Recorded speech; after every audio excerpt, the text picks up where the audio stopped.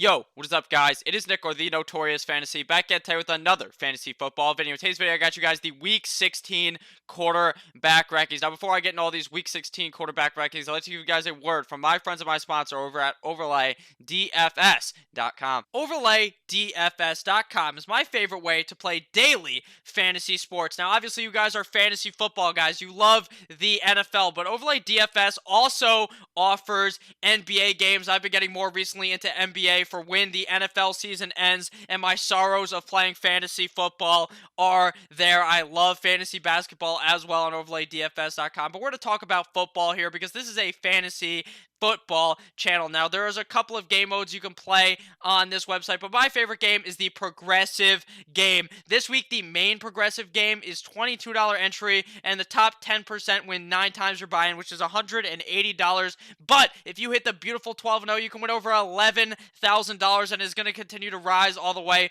until kickoff. It could be well over that by the time Sunday begins. So let's go into it, and let me show you guys how this works. It is very simple. You make 12 picks plus 3 alternate picks in case any injuries type or something like that has to happen, where that some games get voided. Now, right here, it's very, very simple. It is just one player versus another. Who scores more fantasy points? Anyone could do it. Even someone like me can. It's pretty easy. Drew Brees versus Ryan Tannehill. Dak Prescott versus Carson Wentz. Baker Mayfield versus Sam Darnold. Who scores many or more fantasy points? And there are many, many more options. So make sure you guys check out OverlayDFS.com. Link down below in the description. And we are back. Please make sure to check out OverlayDFS.com. Link down below in the description. Let's get right in the video. Week 16 quarterback rankings. First thing here, number one guy here is Lamar Jackson going up against the Cleveland Browns. Now, I know that Lamar Jackson may just get taken out of this game because he just gives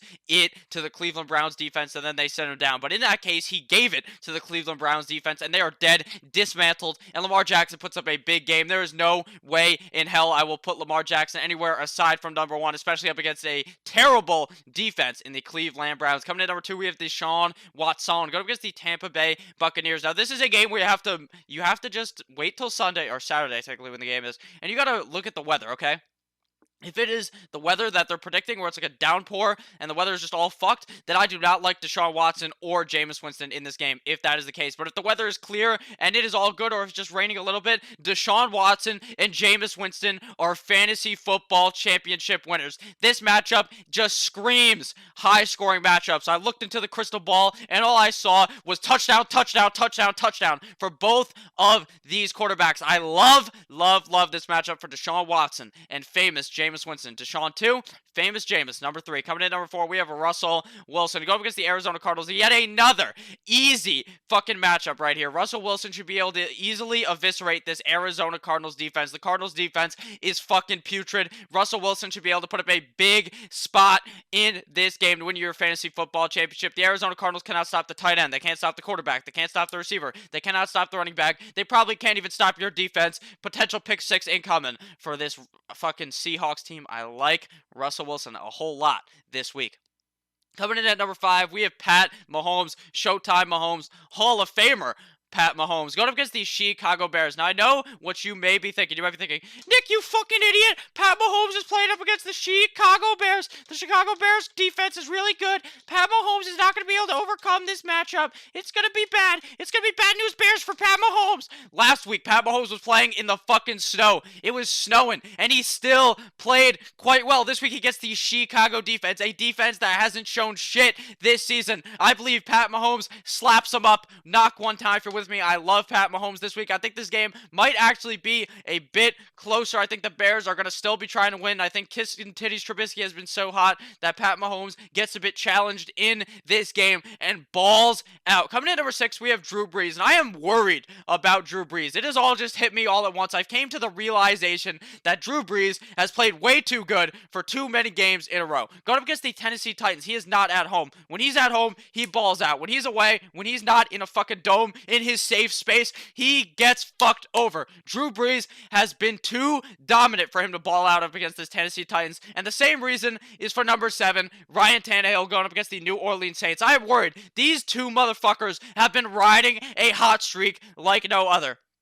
I think that both of them have potential to shit the bed in this week, but I believe this is going to be a high-scoring matchup. I'm not sure if it'll happen. I like both of these guys to start, but don't be surprised when they fuck you right in your no-no square. Coming in number 8, we have Dak Prescott going against the Philadelphia Eagles. Now, Dak Prescott has been playing quite well this season. He wants that contract. He wants that money, and he's saying, tell them to bring me my money, because Dak Prescott is going to dominate this Philadelphia Eagles defense. This Eagles defense is good against the run. You know what they're not good up against? The pass. Dak Prescott is going to look surgical out there against the Philadelphia Eagles, and you can quote that. Coming in at number 8. Coming in at number 9, I am worried about this man and the next man. Matt Ryan going up against the Jacksonville Jaguars. I have little trust in this man. This offense every single week looks completely different. One week, Matt Ryan will throw 4 fucking touchdowns. The next week, Devontae Freeman will shove his dick 9 inches down the defense's throat. And then the next game, Matt Ryan will shit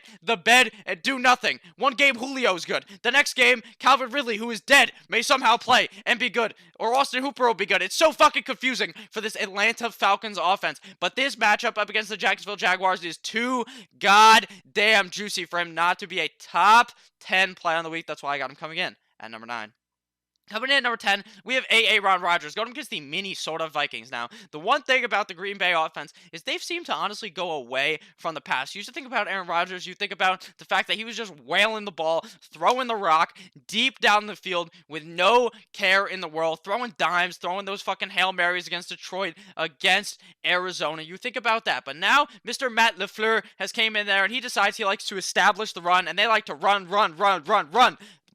the goddamn ball. And up against the Minnesota Vikings, they may try to use that yet again. But the fact that Aaron Rodgers has been so inconsistent this season, I am worried about, but I will tell you that I think he is a top 10 quarterback on the week. This game against the Minnesota Vikings, I believe him and Kirk Cousins could both put up great spots in this game, a higher scoring type of matchup. Now on to 11 through 20. If you guys have enjoyed the video thus far, please make sure to click that subscribe button down below. Coming in at number 11, we have Mr. 5'4", Kyler Murray going up against the Seattle Seahawks. Now I do worry that this game gets out of hand, and it gets out of hand early. I believe that Russell Wilson may just give them an ass fucking like you've never seen before on the internet or on your TV. Kyler Murray could have a big spot in this game, though. If they're playing from behind, he's going to have to be heaving the rock late and often in this game. I believe Kyler Murray gets it done with his legs and through the air, so I believe he is a top 12 quarterback on the week, coming in at number 11. Coming in at number 12, we have Mr. Ryan Fitzmagic going up against the Cincinnati Bengals. Now, Ryan Fitzmagic last week put up a big spot. I believe this week up against the Cincinnati Bengals, he can do the exact same thing. This offense does look to be firing on all cylinders. The Cincinnati Bengals defense is not that good. I am confident in Ryan Fitzmagic this week. I think he's a very safe pick coming in at number 12. Coming in at number 13, we have Mr. You like that? Kirk Cousins going up against the Green Bay Packers. Now, like I said, I believe this game has potential to be high scoring. Kirk Cousins is without his best friend, Dalvin Cook. He can't just hand the rock off a million times, maybe land it off to Mike Boone a million times. Not sure if that'll happen, but I like Kirk Cousins in this spot. I think this is going to be a high scoring matchup, and that's why I got him ranked at number 13. But a lot of these other guys ahead of him, in my opinion, have a lot more upside, and that's why he's slotted in at number 13. Coming in at number 14, we have Mr. 12 Kids, Philip Rivers, going up against the Oakland Raiders. And I believe that Philip Rivers puts up a okay game in this game. I know I don't trust Philip Rivers at all, but if there was a game to trust Philip Rivers, it would be this week. I think he is just in a great matchup. This Oakland Raiders defense is not that hot. The fans are pissed off about last week how they let Gardner Minshew come back from behind and take their last win ever in Oakland. So I believe that Philip Rivers puts up a big game in this game, but it is a bit risky because sometimes they may just run the ball with Melvin Gordon or Austin Eckler into the end zone 4 times, and Philip Rivers is sitting there with no touchdowns, and you're crying because he threw 3 picks because he just says, fuck it, Keenan Allen's out there somewhere, and he just throws the ball. Coming in number 15, we have Jimmy G-Spot, Jimmy Garoppolo, Jimmy Guap, Jimmy GQ. Going against the LA Rams. So this is a bad matchup for Jimmy Guap. The Rams defense is pretty good, but they're not as good as you may think. I think Jimmy Garoppolo could put up a big game in this scenario where this game is very back and forth. There is potential for that. So I like Jimmy Garoppolo in this game. They don't seem to want to run the ball as much anymore. I think they've said, fuck the run. We're going to try to throw the ball, throw it to George Kittle about 9,000 times, and that may be the play in this game, and that may end up working. That's why I got him at number 15. Coming in number 16, we have Carson Wentz, which should be the backup for the Philadelphia Eagles. We know Big Dick Nick should be the starter on that team. They shouldn't have sent him to the Jacksonville Jaguars, but that is for a whole different video. Carson Wentz up against the Dallas Cowboys. This has potential to be a shootout, or this has the potential for Dak Prescott to slap Carson Wentz in the ass, to fuck him down, to dick him down in this game. Carson Wentz could be atrocious in this game, guys. I'm going to be honest with you. He could be.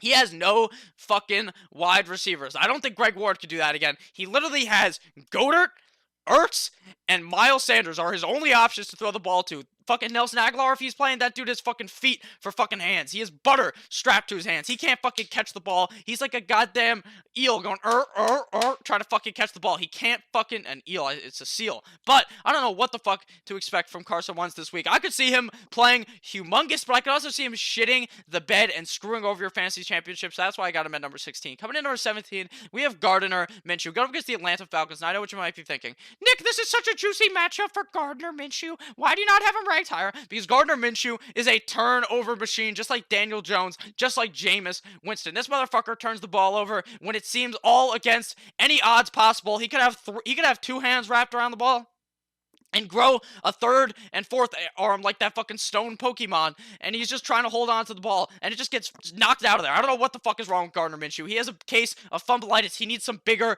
hands, but I believe that Gardner Minshew could put up a big spot in this game, but I'm not sure I'm going to believe in it, and that's why I got him at number 17. Coming in number 18, we have the man who loves to kiss titties more than anyone else, kissing titties, Mitchell Trubisky, going up against the Kansas City Chiefs. Now, Mitch Trubisky should be able to have an okay game in this game, but I would be worried that Pat Mahomes slams the door on these guys, and Mitch Trubisky is throwing the ball late, and that is just going to cause Kiss and Titties Trubisky to throw multiple interceptions. But I could see him having an okay game this week. I just don't really trust him. Coming in number 19, we have the Red Rocket, Andy Dalton, the Ginger Ninja, going up against the Miami Dolphins. Now, this game, like I said for Ryan Fitzpatrick, has the potential for it to be a back and forth affair on Sunday.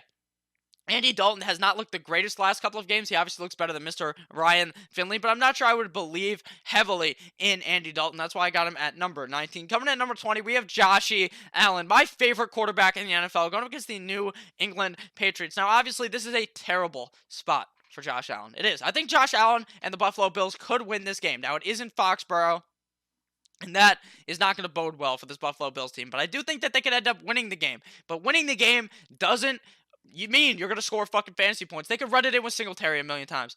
Josh Allen could throw multiple picks in this game and still end up winning the game in a low-scoring game. So the fact that I think that this game is going to be so low-scoring, I don't trust Josh Allen or TB12 in this game at all. If you guys did end up enjoying this video, please make sure to click that subscribe button down below. It would really mean a lot. And I know that the season is almost over, but you're going to want to subscribe for the content for next year. I'm going to win you guys your championship this week, and you can quote that live stream on Saturday and on Sunday. Thank you guys all for watching. Check out overlaydfs.com, link down below in the description. Click on one of the other fucking videos that's on the screen now. I love you all. Have a great rest of your day, and let's win some fucking championships on Saturday, Sunday, and Monday. I love you all. As always, goodbye, my friends.